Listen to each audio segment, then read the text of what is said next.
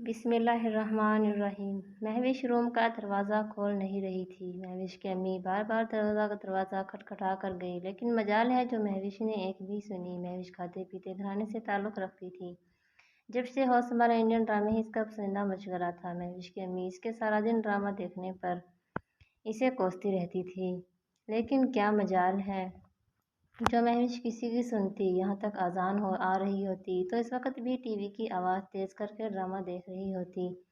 جب کوئی اسے کہتا کہ بیٹا آواز کم کر لو یا کچھ دیر ٹی وی بند کر دو تو آگے سے یہی جواب ملتا کہ اذان ایک ہو تو احترام کریں۔ ہر 2 منٹ بعد کسی نہ کسی مسجد میں اذان ہو رہی ہوتی ہے۔ اذان کے چکر میں تو میرا ڈرامہ ہی نکل جائے گا، اللہ معاف کرے۔ لیکن آج تو بار بار دروازہ کھٹکھٹانے پر بھی کوئی آواز نہیں آ رہی تھی، نہ ٹی وی کی اور نہ مہوش کی۔ آج مہوش کو دیکھنے کے لیے بھی کچھ لوگ آئے تھے۔ کافی لوگ انتظار کرنے کے بعد کچھ سنائی نہ دیا تو مہوش کے گھر والوں کو گھبراہٹ ہوئی۔ مہوش کے ابو اور بھائیوں نے مل کر دروازہ توڑا تو وہاں کا منظر دیکھ کر سب کو ہوش اڑ گئے۔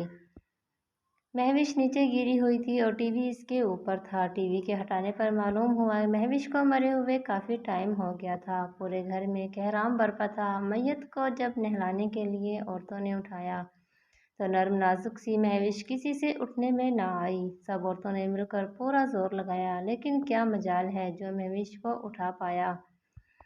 ہر کوئی پریشان اور حیرت میں تھا کہ یہ کیا ماجرا ہے۔ ٹی وی والے روم میں ہی مہوش کو اسی جگہ پر نہلایا گیا، لیکن پوری طرح سے نہلا نہ سکے تو مہوش اکڑی پڑی تھی، جیسے کوئی وزنی پتھر ہلنے کا نام نہیں لے رہی تھی۔ پھر جیسے تیسے کر کے نہلانے کے بعد میت کو دفن کرنے کے لیے باہر نکالا گیا، لیکن میت اتنی وزنی تھی، اٹھنا تو دور کی بات کسی سے ہلتی تک نہیں تھی۔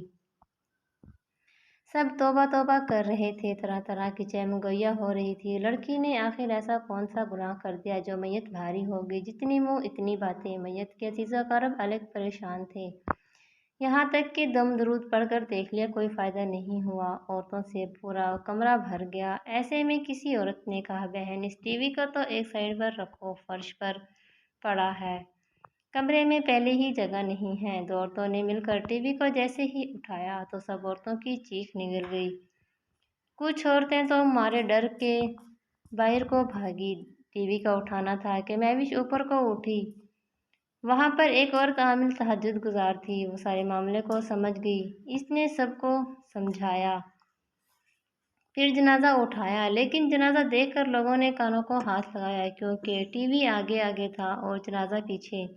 یہ ایک ایسا عبرتناک جنازہ تھا جو دیکھتا توبہ توبہ کر کے پیچھے ہو جاتا۔ آخر میں لوگ چند بچے جو مہوش کے گھر والے تھے اور کچھ خاص عزیز و اقارب تھے۔ قبر کے ایک ایسا عبرتناک جنازہ تھا جو دیکھتا توبہ توبہ کرتا۔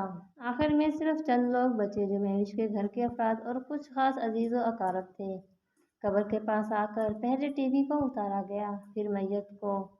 لحد میں اتارتے وقت بھی بڑی دقت اور پریشانی ہوئی، ساتھ ساتھ ٹی وی کو اتارا گیا، تب جا کر میت اٹھی۔ بہت ہی عبرتناک منظر تھا۔ میت کو لحد میں اتار کر جیسے ہی ٹی وی اٹھایا گیا تو میت دوبارہ اٹھ گئی۔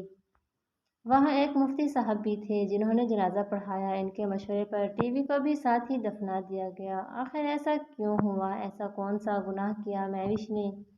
یہ سوالات لوگوں کے ذہن میں تھے، لیکن مہوش کی ماں اور گھر والے وجہ جانتے تھے، اور وہ وجہ اذان کا احترام نہ کرنا بلکہ الٹا بیزاری دکھانا۔